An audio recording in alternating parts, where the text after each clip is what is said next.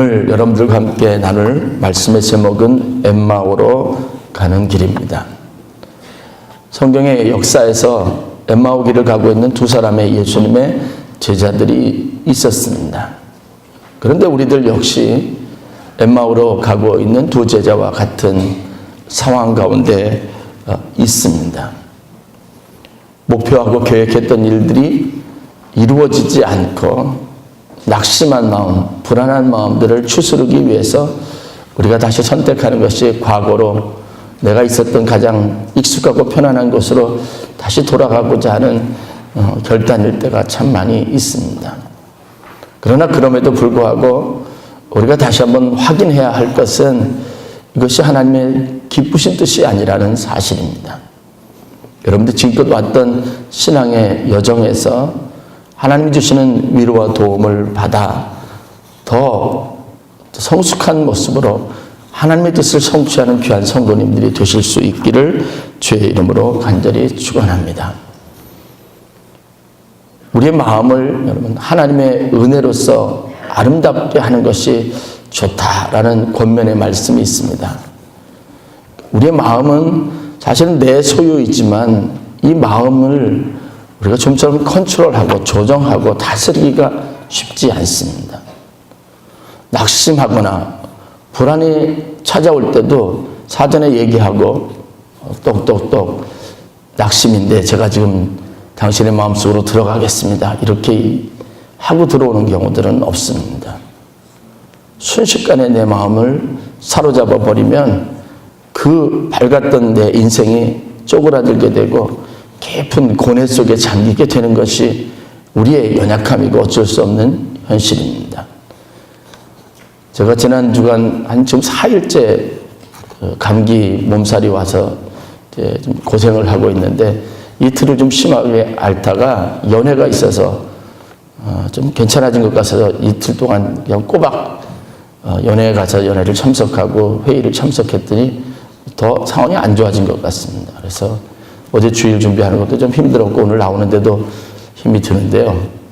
이제 이 몸이 조금 불편해지는데 그 마음이 급 우울해지고 이제 모든 게 다 이렇게 소망적이던 것이 단지 현실 감각으로 다 돌아오고 좀 낙심되는 것들이 있는 것을 보고 저도 조금 깜짝 놀랐습니다. 아, 집에 들어가서 좀 쉬고 싶다 이런 마음만 있고 예배를 여러분들 사모하라고 하면서 저는 정작 앉아서 기도하는데 좀 회개가 돼서 회개의 기도를 드렸습니다. 글쎄요, 준비되지 않았던 일들이죠. 갑자기 찾아오는 이 다양한 문제들에 대해서 사실 우리 잘 대처할 수 있는 방식은 알지 못합니다. 방식을 알고 있다고 해도 그렇게 잘 할 수도 없습니다. 그렇다고 이런 부정적이고 낙심이 될 만한 요소들이 그냥 우리에게 있는데 우리는 원래 그런 사람이니까 그냥 놔둘 것도 아니고요. 방치할 수도 없는 문제입니다. 이게 더 깊어지면 심각한 문제가 있습니다. 요즘 매스컴 통해서 조현병 얘기 많이 하는데요. 거기에 대해서 좀 매스컴에서 조현병 그래서 모든 원인들 무자비하고 통제되지 않은 이런 살해 행위 남에게 해를 가하는 행위에 대해서 그 원인을 조현병 환자였다 그러는데 일반화하는 문제에 대해서 경계하는 그런 이야기들도 있습니다. 근데 결국은 이 모든 현상들이 어디에서부터 오냐면 그 문제되는 감정들, 부정적인 감정들을 잘 해소하지 못하고 이 감정을 점점점 악화시키는 것에 문제가 있는 겁니다. 병원에 가서 치료받으면 잘 나을 수 있어요. 그런데 그 다음에는요, 다시 삶으로 돌아왔을 때 삶의 조건이나 환경들이 개선이 되어야 하고 바라보는 사람들이 좀 더 따뜻한 시각으로 그들이 치료할 수 있도록 좀 돕는 것이 필요합니다. 교도소를 갈 때마다 그런 이야기 많이 있는데 우리 최기호 목사님 그 사실에 대해서 참 많이 안타까워하시는데요. 교도소를 가서 범죄자들이요, 재범률이 굉장히 높다고 합니다. 이유가 뭐냐 하면 그곳에 가서 그들이 은혜를 받고 예수를 믿고 아니면 그들이 어떤 형기를 다 마치고 난 다음에 자신의 좀 지나온 삶을 되돌아보고 새롭게 마음의 각오를 다지고 출소를 하게 되는데 문제는 뭐냐 하면 그들이 돌아와서 일상으로 돌아갈 때 사회나 주변인들이 그것을 적극적으로 도와주지 않는다는 이런 일련의 문제가 있다는 겁니다. 그러니까 이제는 이 세상보다 오히려 담장 안에 있는 교도소, 그 공간을 작은 공간이지만 훨씬 더 편안하게 생각하는 이 아이러니한 문제들이 있는 거죠. 저는 항상 우리의 영적인 것에 대한 관리가 필요하다고 하는 입장들을 견지하고 있습니다. 그것을 위해서 가장 적절하고 가장 중요한 조치, 방법이 있는데 그것은 바로 신앙이라고 하는 것을 통해서입니다. 하나님만이 이 문제를 해결해 줄 수 있습니다. 심지어는 육체 질병의 문제까지 하나님만이 치료자가 되실 수 있음을 믿으시길 주의 이름으로 간절히 축원합니다. 영혼이 살아난다는 것이 삶의 많은 다른 영역에서 어떤 축복이 되는지를 여러분들이 경험해 볼 수 있어야 합니다. 오늘 성경에 보면 특이한, 여러분 좀 더 자세하게 그 내용 하나하나 구절들을 읽어보면 좀 잘 이해가 안 가는 상황들을 발견할 수 있습니다. 그 상황이라고 하는 것이 무엇이냐면 바로 이 두 제자와 갑자기 나타나서 동행하게 된 예수님과의 대화 속에서 그들이 느끼는 것과 관련된 겁니다. 성경 오늘 읽은 누가복음 24장 13절에 보면 제자들이 지금 어디에 있다가 어디로 가는지를 다음과 같이 기록하고 있습니다.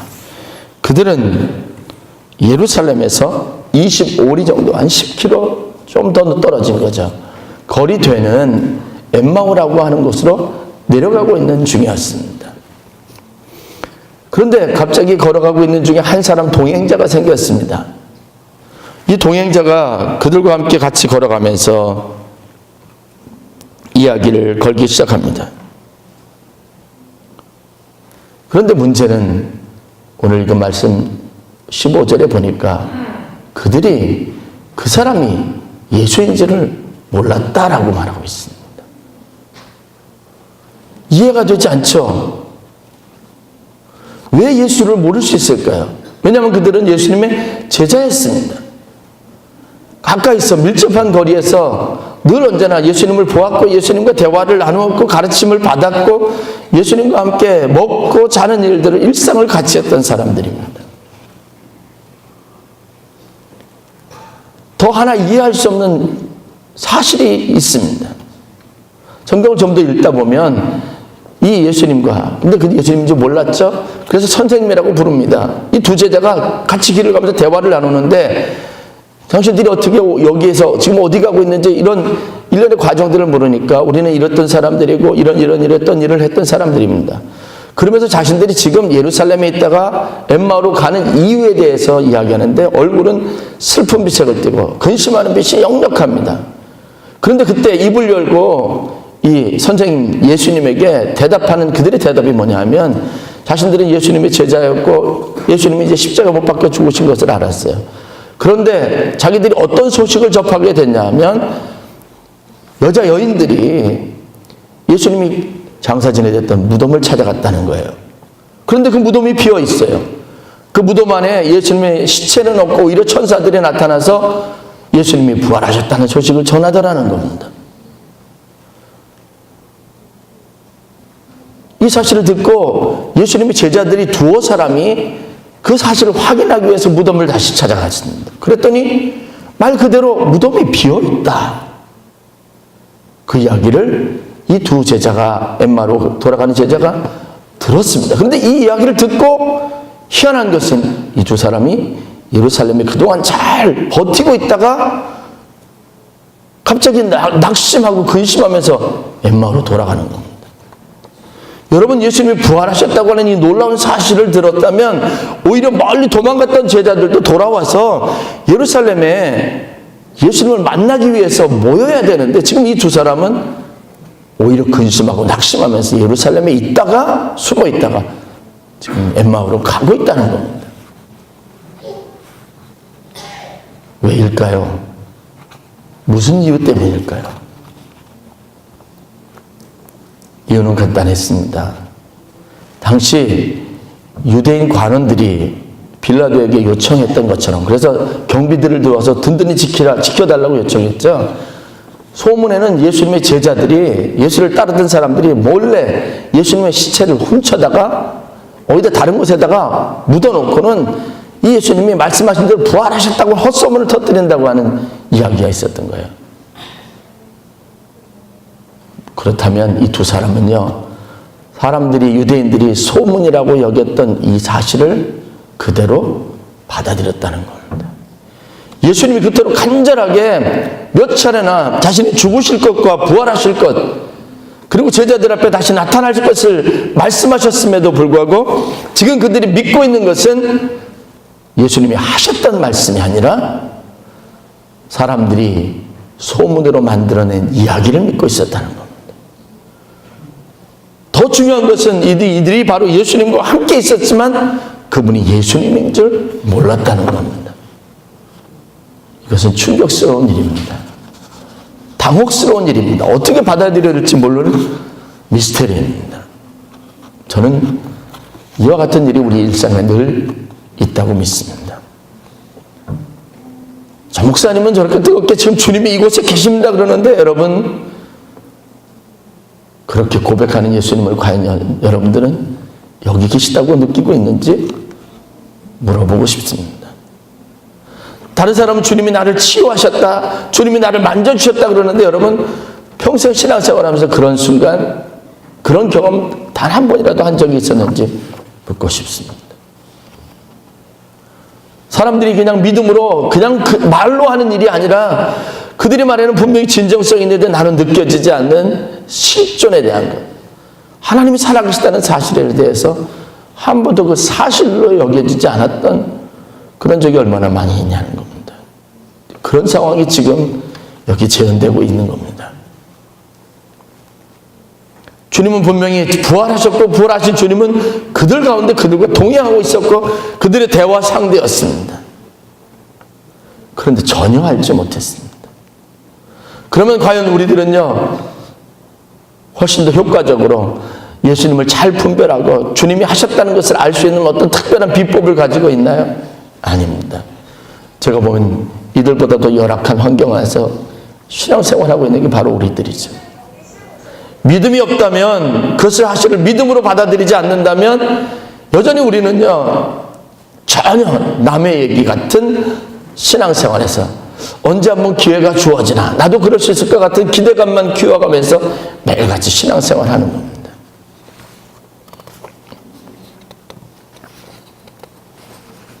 낙심과 실망, 불안감은요, 누구에게나 있습니다. 그런데 그것을 극복할 수 있는 길도 우리가 알고 있지만 그것이 내 일이 아니라고 하는 이 엄청난 자괴감이 우리에게 늘 있는 겁니다. 이 사건이 오늘 우리에게 주는 교훈을 간단하게 두 가지로 제가 요약해서 말씀드리려고 합니다. 그러므로 첫 번째, 여러분, 신앙생활은 믿음이 쌓여져 가는 과정이지, 신앙생활은 횟수나 연수나 우리가 가지고 있는 그냥 단순한 어떤 행위로 되어지는 것이 아니라는 것을 분명히 보여주는 겁니다. 신앙생활하면서 여러분, 하나님을 더 분명하게 확실하게 믿고자 하는 목표를 가지시기를 주의 이름으로 간절히 축원합니다. 남들이 그냥 하는 얘기가 아니라 내가 정말 그렇게 여겨지는 사실로 받아들일 수 있는 이 믿음을 위해서 여러분들이 기도하실 수 있기를 바랍니다. 그래서 다른 사람들이 다 얘기하는 것처럼 나도 그렇게 얘기할 수 있는 믿음 있는 사람들이 되어야 합니다. 부활한 일을 겪었으면서도 유독 믿지 못하고 의심했던 사람이 있는 거 아시죠, 여러분? 예수님이 부활하셔서 나타난, 제자들에게 나타났던 그 현장에서 그 사람이 도마죠. 그 도마에게 예수님께서 나타나셔서 그에게 하셨던 말씀이 뭔지 아십니까? 내 살을 만져보고 허리에 내 손을 넣어보고 그래서 믿는 자가 되라는 겁니다.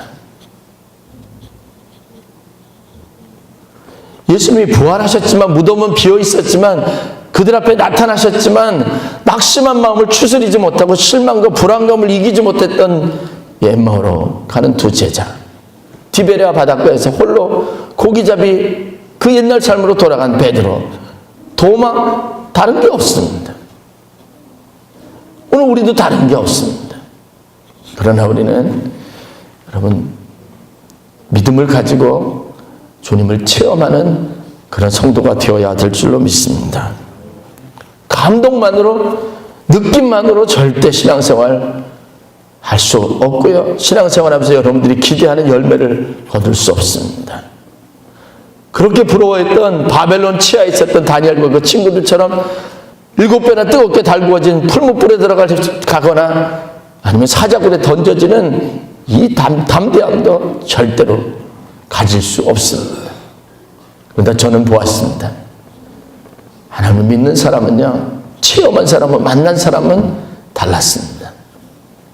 누가 뭐라고 해도요, 전도한 일을 그치지 않았고요, 아무리 말려도 병이 낫는다는 사실을 가지고 그렇게 하나님 앞에 매달렸습니다.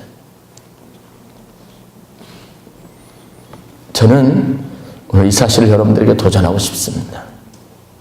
두 번째, 그래서 우리는 누구든지 예외 없이 주님을 직접적으로 체험하고 경험하는 순간, 기회를 가져야 될 줄로 믿습니다. 아, 하나님이 여기 계셨구나. 하나님이 나에게 말씀하셨구나. 그것이 여러분들의 믿음이어야 합니다. 여러분들이 느끼는 감정이어야 합니다. 그래서 굳어져야 합니다. 단단해져야 됩니다. 확고해져야 합니다. 예수님이 공생의 사역 기간에 예수님과 만남을 가졌던 사람들을 4가지 부류 정도로 나눌 수 있을 겁니다. 그냥 무리들, 예수님을 쫓아다니는 무리들, 그리고 예수님과 밀접하게 같이 생활했던 제자들. 세 번째는 그 중에서도 예수님의 기적과 은혜를 직접 체험해서 보게 되었든지, 문둥병이 나았든지, 그냥 사지가 마비돼서 누워있다가 다시 일어났든지, 죽었다가 다시 살아났든지, 이런 직접적인 체험을 한 사람들이 있었습니다. 그리고 마지막으로 적대감을 가지고 늘 언제나 예수의 고발할 거리를 찾느라고 그런 혈안이 되었던 사람들이 있었습니다. 그런데 여러분, 이 4부류의 사람들 중에 복되고 잘된 사람, 예수님 때문에 복받은 사람들은 누구입니까? 직접 자신의 삶의 자리에 예수님을 초청해서 자신의 문제들을 예수님이 직접 관여하시도록 허락했던 사람들입니다. 여러분들도 이 영적 원리를 깨달으실 수 있기를 주의 이름으로 간절히 축원합니다. 내 경험이 되어야 돼요. 내 믿음이 되어야 합니다. 목사님이 아무리 믿음이 좋아도 그건 여러분들하고 아무 상관없습니다. 제가 피를 토하듯 설교하면서 여러분 하나님이 살아계시다고 말씀드려도 여러분들이 경험하지 않으면 아무 소용없습니다. 엠마오 이야기를 여러분들에게 드린 것은 위기감을 가지라고 말씀을 드리는 겁니다.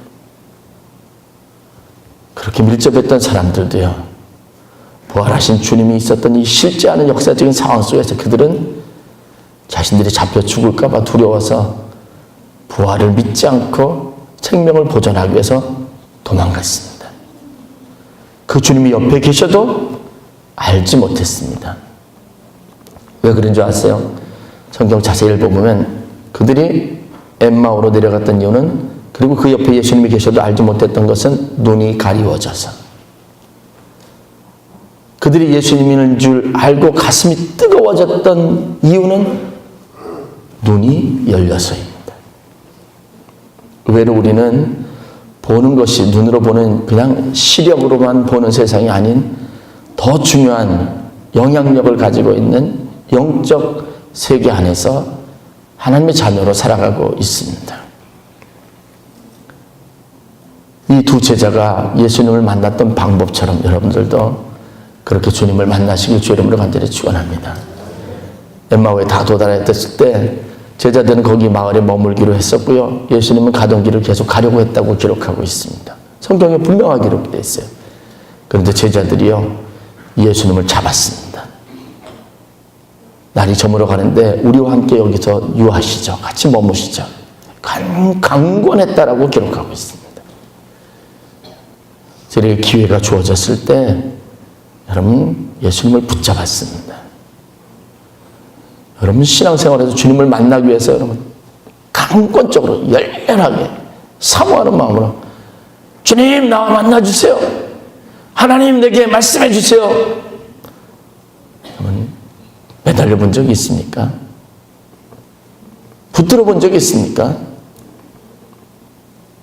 그 간절함이 결국은 감격적인 순간을 만들었습니다.